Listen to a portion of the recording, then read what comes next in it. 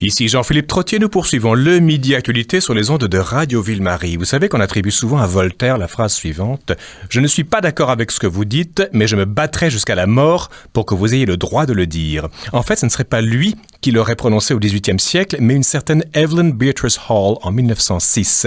Quoi qu'il en soit, il s'agit ici de désaccords sur fond de liberté d'expression. Maintenant, jusqu'où cette liberté peut-elle aller dans un contexte multiculturel et à qui doit-on confier le droit de la baliser? Mathieu Bocoté nous en parle en évoquant un procès intenté contre la chroniqueuse et auteure Jamila Benhabib.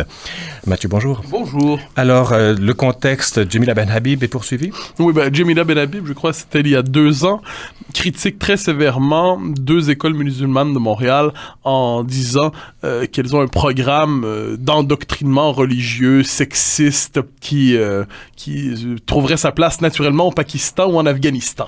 Donc une critique très sévère. Et elle est poursuivie, donc, pour diffamation et à travers ça, évidemment, c'est tout le procès plus vaste pour des propos qui inciteraient à l'intolérance et ainsi de suite. Et c'est un procès qui, à mon avis, ne peut se comprendre. Donc, au-delà de la question de la diffamation, ne peut se comprendre que dans cette entreprise plus vaste aujourd'hui de rétrécissement programmé de la liberté d'expression au nom du multiculturalisme d'État qui s'installe un peu partout en Occident. Et d'ailleurs, vous avez écrit un texte à ce sujet dans votre blog du Journal de Montréal du 24 mai dernier, intitulé Jamila Benhabib, un procès idéologique et politique, à la fois les deux.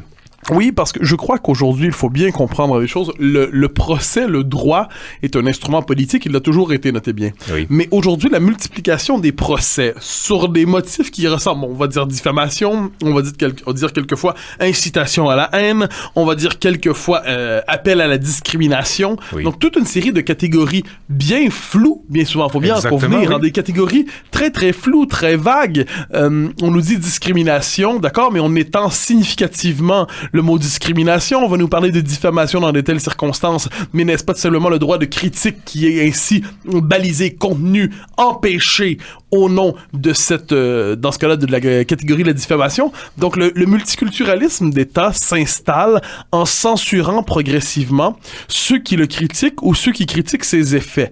Il y a une espèce de censure morale qui circule déjà dans la société, c'est le politiquement correct. C'est-à-dire le politiquement correct, il faut en proposer une définition. Ça consiste à pathologiser, en traiter comme des pathologies, le désaccord intellectuel ou politique avec le multiculturalisme. Donc, vous n'êtes pas critique du multiculturalisme, vous êtes xénophobe, vous êtes replié sur vous, vous avez peur de l'autre, vous êtes frileux sur le plan identitaire. Mathieu, de la même manière, je dirais sur le plan juridique, on cherche désormais à multiplier les dispositifs pour faire taire ou pour inciter au silence ceux qui remettraient en question les dogmes du multiculturalisme. Mathieu Bocoté, dans votre texte, donc vous faisiez allusion il y a quelques minutes au flou des termes. Et dans votre texte, je dénombrais certains termes: critique, haine, discrimination, diffamation, humour, désaccord, blasphème, racisme, droit d'examen, mauvais sentiment. Tout ça, ça rentre dans votre texte qui fait une bonne page, 2 pages même. Et à cela, on essaie de légiférer sur ces termes déjà flous, mais même la justice a un appareil conceptuel qui est déjà flou. Oui, très Parce qu'il y a le mot raisonnable, intention, consentement libre et éclairé, limite du raisonnable, etc.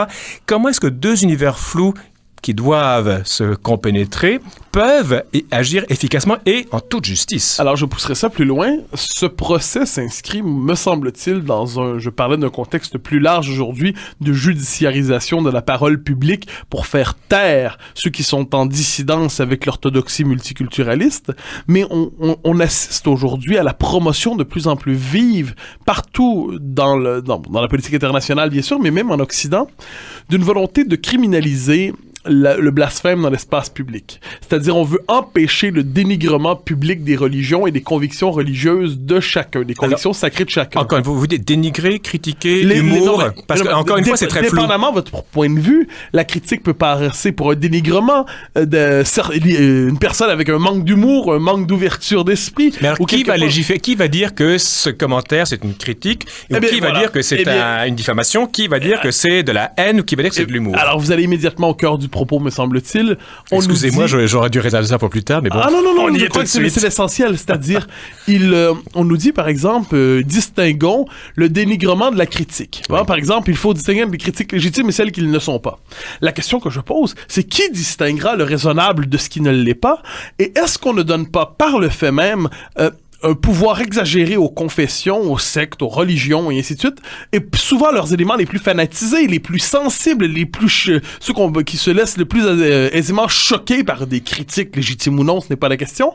On leur donne pas un pouvoir exagéré dans l'espace public pour définir l'espace du raisonnable et l'espace de l'inacceptable. Raisonnable, inacceptable, qui définit ça? Ben, voilà pourquoi, à partir de ce point de vue, la liberté d'expression devrait être maximale dans nos sociétés. Évidemment, si la diffamation a un sens, si je vous accuse, par exemple, Jean-Philippe Trottier, je vous accuse publiquement d'avoir volé ma voiture, et vous êtes un escroc, un bandit, tout cela. Alors moi, je rétorque en ne vous invitant plus à la radio. Ah ben ça serait terrible. Voilà pourquoi je ne vous accuserai pas de ça. Vous m'accusez d'autres choses quand même. Mais cela dit, ce qui est assez intéressant, c'est qu'il y a des choses qui sont fausses en tant que telles. Il y a quelquefois une tentative claire de mentir à propos d'un individu, à propos d'actions repérables. On tombe dans l'intention aussi, non?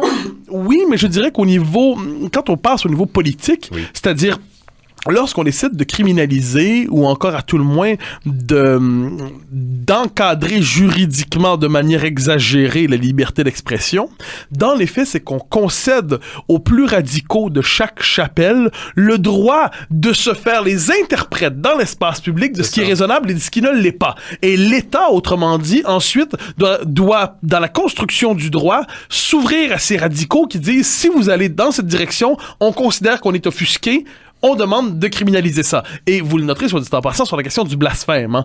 La volonté aujourd'hui de criminaliser le blasphème, qui est portée par plusieurs intellectuels, par une partie des États dans le monde, eh bien, ça consisterait à demander à l'État d'incorporer dans le droit, d'incorporer dans le système juridique la définition du sacré et du blasphème que se font les différentes religions. Et justement... Or, ce n'est pas à l'État, en fait, ce n'est pas aux religions d'imposer leur rapport au blasphème, au droit, au tabou, au droit. Mais alors justement, vous posez deux questions dans votre texte, je l'ai dit. Quelles seront les autorités responsables d'incorporer des considérations théologico-identitaires dans le droit, premièrement, et quelles seront les religions admises?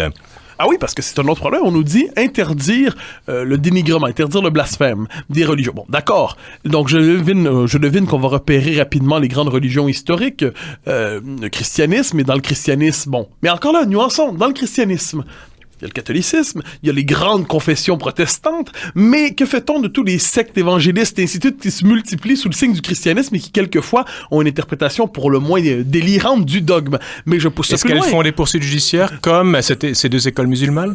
C'est moins fréquent, c'est le moins qu'on puisse dire. Mais ce qu'on peut noter, donc imaginons ensuite, doit-on accepter que comment distinguer, politiquement, je ne dis pas sociologiquement, mais politiquement, comment distinguer la religion de la secte?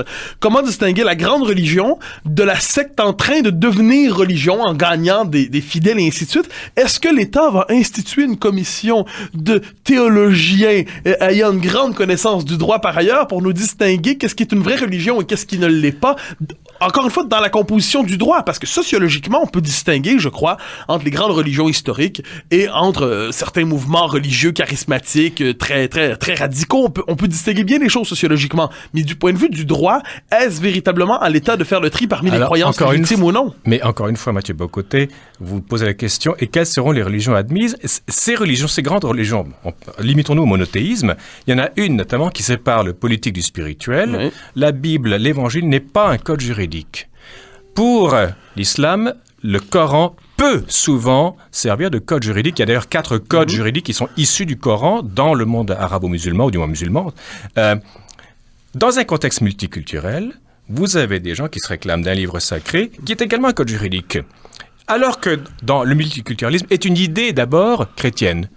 Ou chrétienne d'origine, ou d'inspiration. Comment est-ce qu'on va pouvoir concilier ces deux visions-là? Je crois, on dit quelquefois... parce que vous connaissez la pensée diversitaire officielle, hein, la diversité est une richesse, et là on va ajouter, par exemple, l'islam est une chance pour la France, ou l'islam est une chance pour le Québec. Oui. Donc l'islam est une chance pour la France, pour le Québec. Pourquoi ne pourrait-on pas renverser cette affirmation en disant la France ou le Québec est une chance pour l'islam? Ben, la France l'a fait depuis 1830 en Algérie. Oui, non, mais sinon, je veux dire, ce que j'entends par ici, dans nos sociétés contemporaines, quand je dis la France est une chance pour l'islam, ce que je veux dire par là, par exemple, c'est les sociétés occidentales ont été capables de refouler hors de l'espace public les croyances les plus lourdes, ce qui ne veut pas dire qu'elles n'existent pas, mais elles ne sont plus structurantes du droit ou du politique. Effectivement. La singularité, et le christianisme lui-même, il y a eu une bataille historique, tout ça, c'est pas fait dans la joie. Mais il y a une bataille et finalement, le christianisme va trouver un espace et accommoder de la place qu'on lui concédait dans les sociétés occidentales.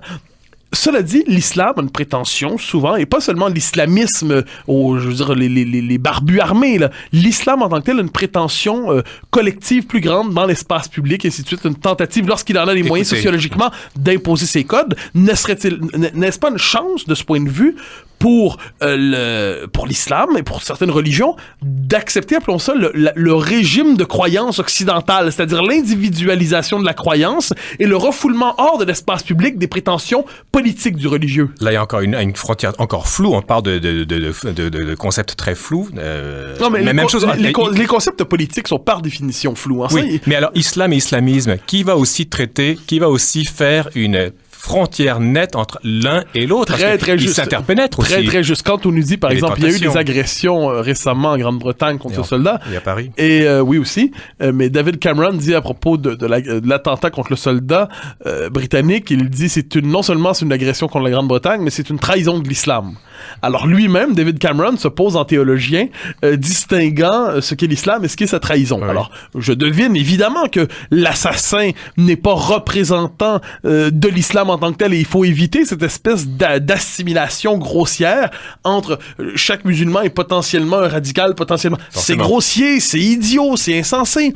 Une fois que c'est dit, est-il possible de penser que certaines religions cohabitent moins bien les unes avec les autres? Est-il possible de dire, par exemple, qu'il y a un rapport historiquement conflictuel entre l'islam et le christianisme, ou à tout le moins entre l'islam et la civilisation européenne, et que cette tension visible au temps où l'Europe s'appelait chrétienté est encore visible aujourd'hui lorsque l'Europe cherche à imposer un régime de laïcité? Alors, je ne dis pas encore une fois que la cohabitation n'est pas possible, mais est-il possible de penser qu'elle ne va pas de soi en toutes circonstances? Que le vivre ensemble n'est pas un slogan. En tout cas, pas dans un contexte multiculturel, mais un contexte où on définit les termes un peu mieux et on définit qui tu es, qui je suis, etc. Mais on en revient à la liberté d'expression. Hein. C'est-à-dire, lorsqu'on se retrouve dans une société où on nous dit qu'il faut contenir la liberté d'expression parce que sa trop grande libération peut entraîner des chocs communautaires. Ça devient un dogme aussi, la liberté d'expression. Oui, je crois que c'est un des seuls dogmes auxquels je tiens.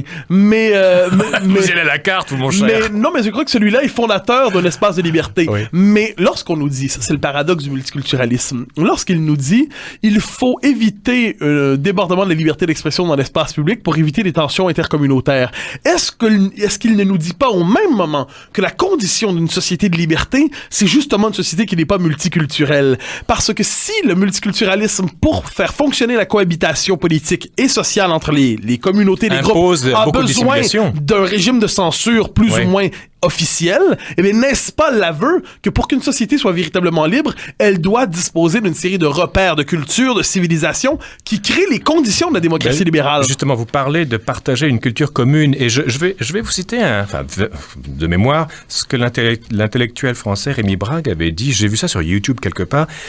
C'est que l'islam, il fait pas, dans ce cas-là, il parle d'islam et pas de l'islamisme. L'islam, le problème, c'est que il se propose comme une civilisation à part entière.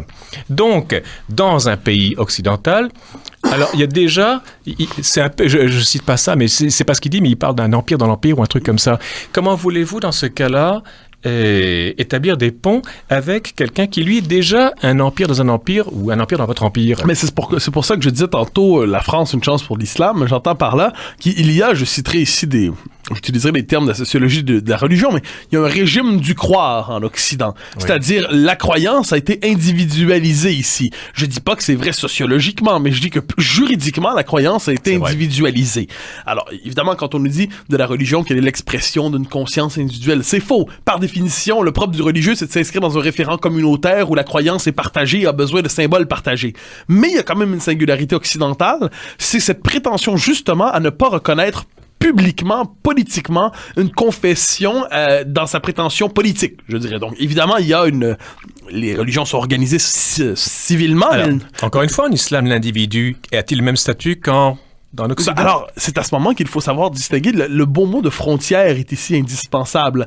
De notre côté de la frontière, appelons ça la frontière occidentale, pour peu qu'on lui reconnaisse, encore une fois, c'est un terme flou, mais pour peu qu'on accepte l'idée qu'il y a une frontière occidentale, il faut accepter l'idée qu'ici, premièrement, ce dogme, je reprendrai le mot, de la liberté d'expression est fondamental parce qu'il est la condition, justement, de la cohabitation sociale. C'est parce que chacun peut s'exprimer sur tout qu'il est ensuite possible de débattre de manière civilisée. Et c'est parce que j'ai le droit de vous critiquer. Et c'est parce que vous avez le droit de me critiquer. C'est parce que j'ai le droit de me moquer de votre croyance et que vous avez le droit de ridiculiser la mienne que je relativise mon absolu dans l'espace public et que peut se développer une culture démocratique. Parce qu'une culture démocratique, c'est une culture où même les plus radicaux sont capables de prendre avec un sourire en coin la moquerie qu'on peut leur adresser. Ça ne veut pas dire qu'ils en seront heureux, mais ils acceptent l'idée qu'on a le droit de les remettre en question et qu'il n'y a pas un interdit, que, je dirais, leurs croyances les plus profondes n'engendrent pas des interdits pour les autres. Je veux bien, Mathieu, on a parlé du monde chrétien, du monde musulman, on n'a pas parlé des Juifs, mais je me souviens d'un mot de Gaulle que tout le monde cite, qu'il a prononcé en 1967. Les Juifs, peuple d'élite, sûr de lui et dominateur. Il n'avait aucune intention de les insulter. Il les admirait plutôt. Ça a fait un tollé général. Où est la liberté d'expression là-dedans aussi? Il s'en prenait pas à la religion, si vous voulez, mais il s'en prenait à une attitude. Faut savoir distinguer. J'aime distinguer entre le droit de dire, donc la liberté d'expression qui doit être maximale, et ensuite le fait qu'une fois que cette liberté d'expression est là, elle vient aussi avec le droit de critique. C'est-à-dire parce que De Gaulle dit ça, on peut ensuite le critiquer très sévèrement. C'était carrément un tollé. La critique et le tollé, il y a encore c'était une réaction très violente et compréhensible à certains égards. Faut comprendre qu'on est quand même à 20 ans à peine de la découverte. Et aujourd'hui, si on disait, vous pensez que ça serait la même réaction? Je crois que un tollé serait probable, mais il est normal que certains propos provoquent un tollé. Ça, il n'y a pas de doute là-dessus. D'ailleurs, on peut s'en réjouir ou s'en désoler. Ce qui n'est pas normal, c'est de vouloir les interdire par la loi. Mon propos ici ne consiste pas à dire que si je m'en vais dire publiquement une horreur du genre... puis je compare pas les deux propos, qu'on se compare, pas ce que c'est. Mais si je m'en vais dire légalisons la pédophilie, si je m'en vais dire ça, ben j'espère que ça va provoquer un tollé et j'espère qu'on me dira que j'ai pas d'allure, j'espère qu'on me dira que je suis un sans-dessin. Mais il faut une distinction entre l'interdiction formelle et je dirais le reproche social qui suivra. Ce n'est pas la liberté d'expression n'a pas été inventée pour préserver le droit de dire que j'aime la tarte aux pommes. La liberté d'expression est là pour préserver les propos les plus scandaleux quelquefois. Et je dirais même à propos de la France ici. Vous connaissez les lois mémorielles françaises, de la loi Guesso, oui. Alors qui est une loi qui criminalise la contestation de l'Holocauste. Alors j'ai toujours considéré, quant à moi, la contestation de l'Holocauste me semble un crime contre l'esprit. Sauf que là aussi on amalgame deux choses, la révision et la contestation. Non, dans la loi Guesso, je crois que ce qui est assez clairement établi, c'est le négationnisme. Or, sauf que beaucoup de gens dans l'opinion publique confondent négationnisme et révisionnisme. Mais révision, c'est-à-dire, je me pose des questions. Je dirais sur cette question, si je partage le sentiment d'indignation de tous devant les négationnistes, les lois mémorielles, parce qu'ensuite il y en a eu d'autres. Il y a une tentative sur le génocide arménien. Ensuite, il y en a eu une autre sur les traites négrières. Ensuite, il y en a eu... On ouvre une boîte de Pandore avec ces lois mémorielles, en fait. À partir du moment où on décide de criminaliser la contestation de certains événements historiques qui touchent une communauté, eh bien, on peut s'attendre à ce que d'autres communautés veulent ensuite criminaliser leur religion qui a ouvert leur propre réalité. Alors moi, sur ces questions, je dis... Il n'est pas interdit de s'indigner de certains propos qui nous choquent profondément, et Dieu sait que l'indignation est un carburant moral indispensable. Évitons toutefois de multiplier les interdits légaux, les interdits formels qui crée un dispositif de censure qui entre en contradiction avec le code élémentaire de la société libérale, c'est-à-dire le droit de dire et de critiquer. Donc, carburant moral ou aussi nectar enivrant, quelquefois. Oui, bien évidemment. L'indignation, en un mot, l'indignation, évidemment, on aime se piquer de ça. On se sent très bien lorsqu'on est indigné. Une fois que c'est dit, quelquefois on en abuse. Mathieu Bocoté, merci infiniment. Au plaisir. Et voilà qui termine ce Midi Actualité. Merci beaucoup à Daniel Fortin à la mise en onde. Ici Jean-Philippe Trottier qui vous fait un salut amical et vous donne rendez-vous demain à midi. Entre-temps, restez à l'antenne de Radio Ville-Marie pour l'émission Sur de Notes avec André Daris.